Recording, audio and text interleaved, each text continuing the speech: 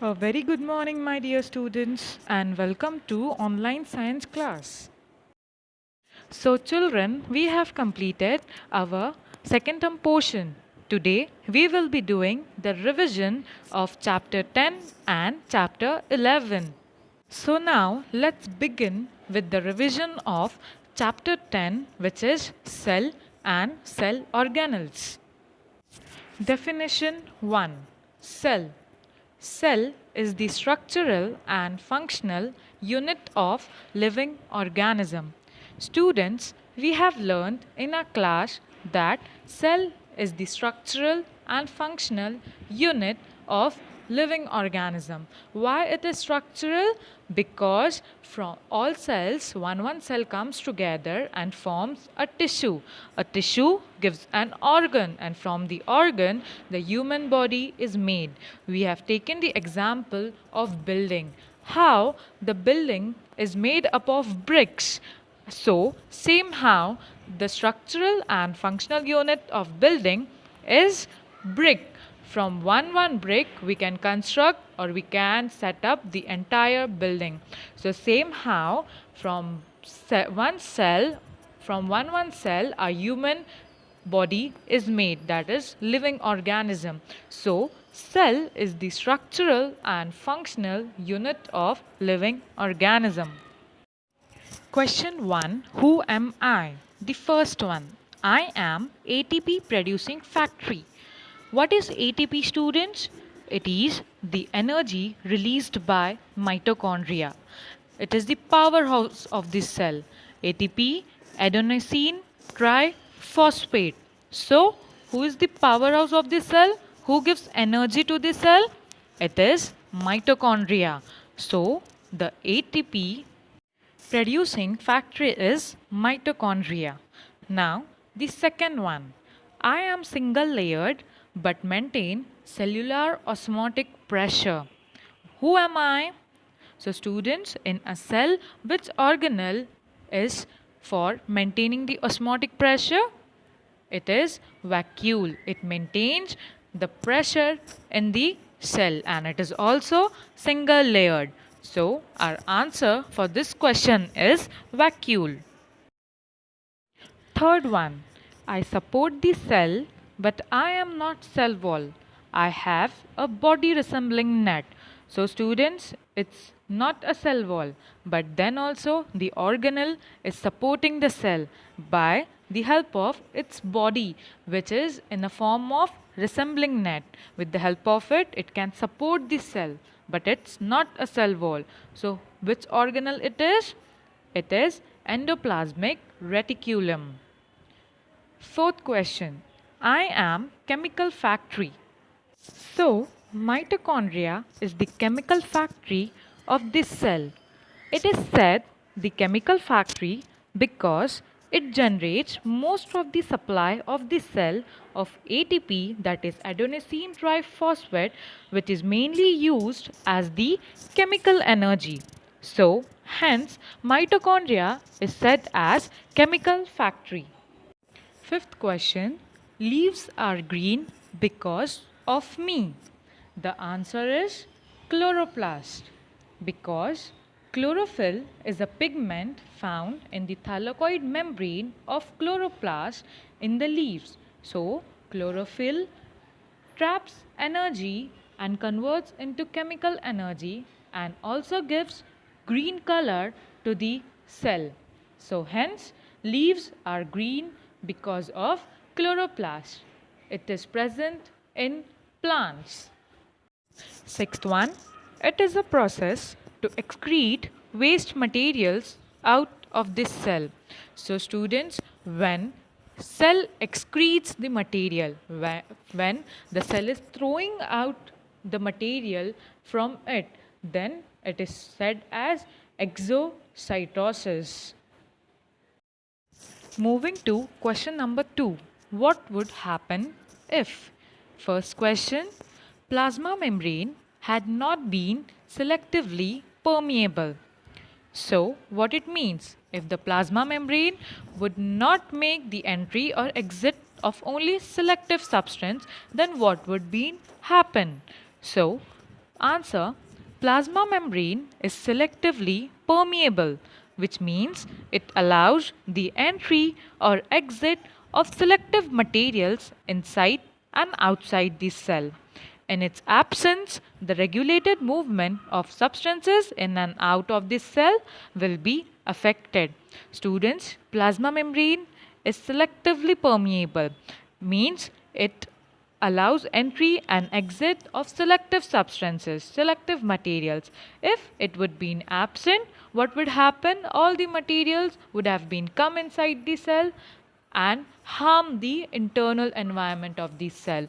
So, it's selectively permeable. What materials is needed by the cell? Plasma membrane allows those material only. So, plasma membrane is selectively permeable. Question number 2. Genes have been absent on the chromosomes. What would happen, students, when genes are not present on the chromosomes? So, answer: genes are hereditary structures which contain the information which is passed on from one generation to another. It means, students, genes are responsible for the hereditary characters. What is hereditary? The characters which resembles you with your father or the mother. Hereditary means to transfer the characters from parents to offspring. They are required for the transmission of information from one generation to another. They are responsible for the characteristics of all the living organism. So students, genes are responsible for your looking similar to your mother or father. Some or the other characters resembles in you from your mother and father. So, they store the information for the various processes which occur in all the living organism. So, students, genes would have been absent on the chromosomes. What would happen? You would have not been look like similar to your parents. Moving to the next question, which is question number 3. Give functions. First one, plasma membrane. What functions it does? Separates cell components from outer environment, allows selected components to enter the cell.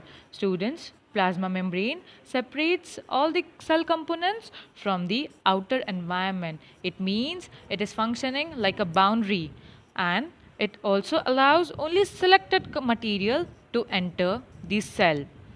Second one, cytoplasm. What is the role of cytoplasm? It is the medium for cellular chemical reactions. It protects the cell organelles. The chemical reactions taking in place inside this cell is because of cytoplasm. So, it helps for cellular chemical reaction, and all the cell organelles are suspended in cytoplasm. So, it protects all the cell organelles. Third one, lysosomes. What does lysosomes do? Destroys and digest the viruses and bacteria. They digest the stored proteins and fats. All the destroyed material found inside this cell are digested by lysosome. So it helps in digesting the waste material. The next organelle is vacuoles. What is the role of vacuole inside this cell? So, its function is it maintains the osmotic pressure of the cell. It balances the pressure inside the cell, and it stores metabolic byproducts and end products. Vacuoles are known as MT.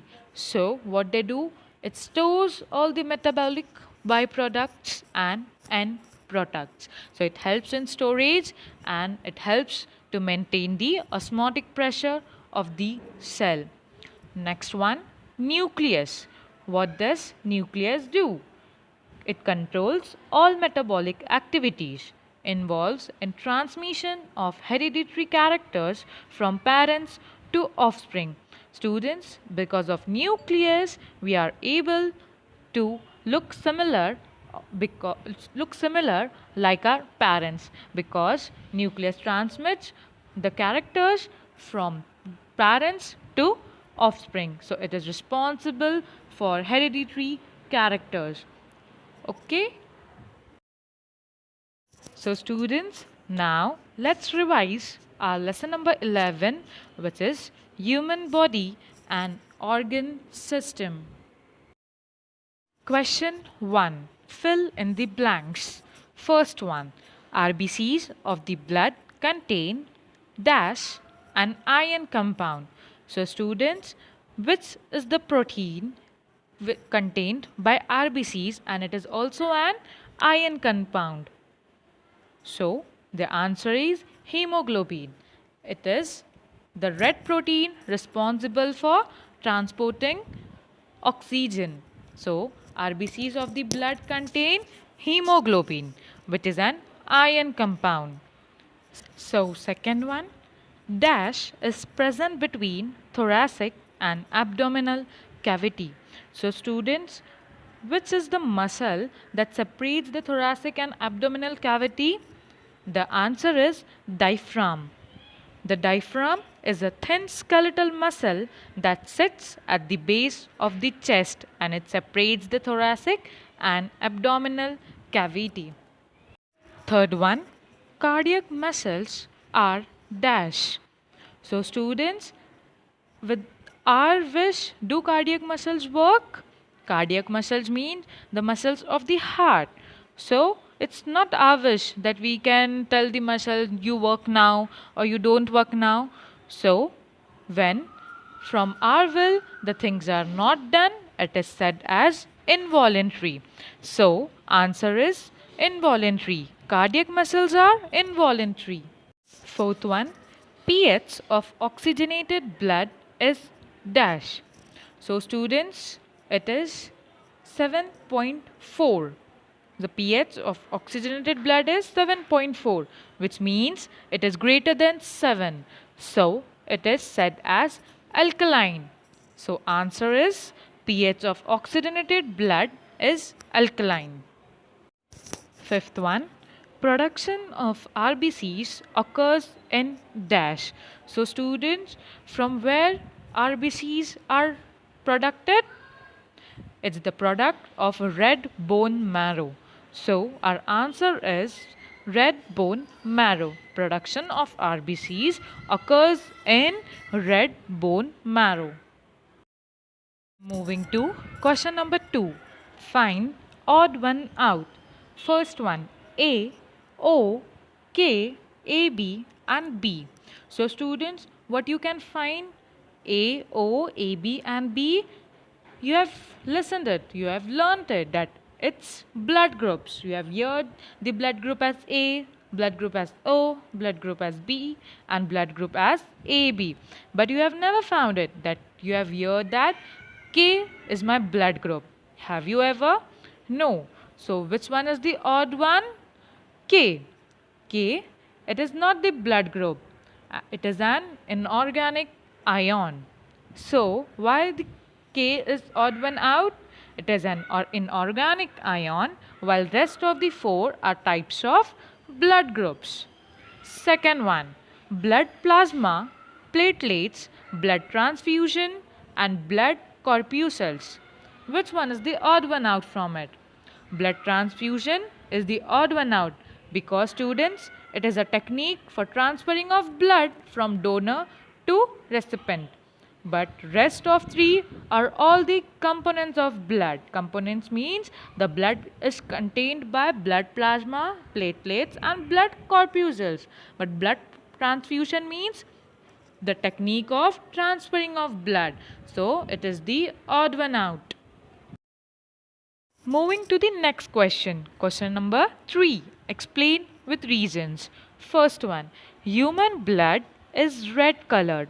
So students, have you ever think of it that why human blood is red in colors? It might be of different colors like blue, green, yellow. So students, we will give a reason for this question. Why the human blood is only in red color?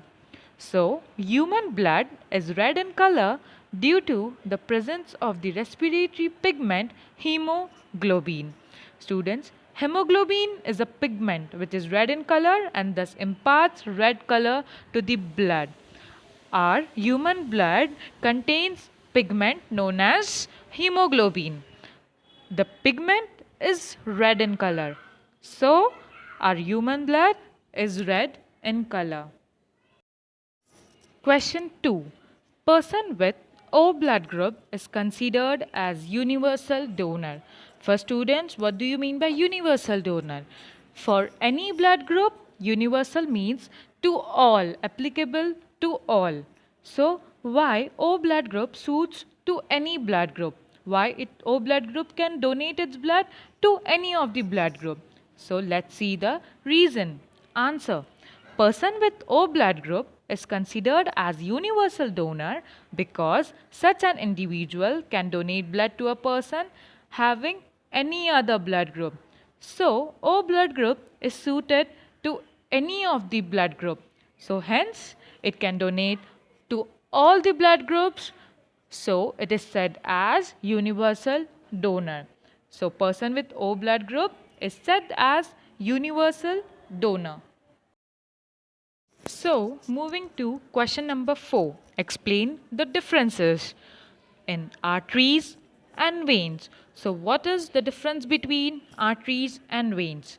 Arteries, first point, carries blood towards organs and away from the heart. So, students, arteries carry the blood from heart to different organs.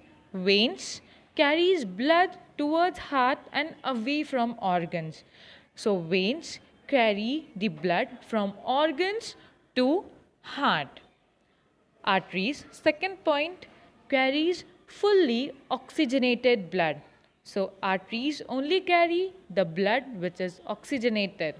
Veins carries deoxygenated and CO2 enriched blood. Veins carry deoxygenated and CO2 enriched blood. Arteries, third point, it is deeply placed. So, students, arteries are deeply placed inside the human body. Veins, it is superficial. Superficial means on the upper side.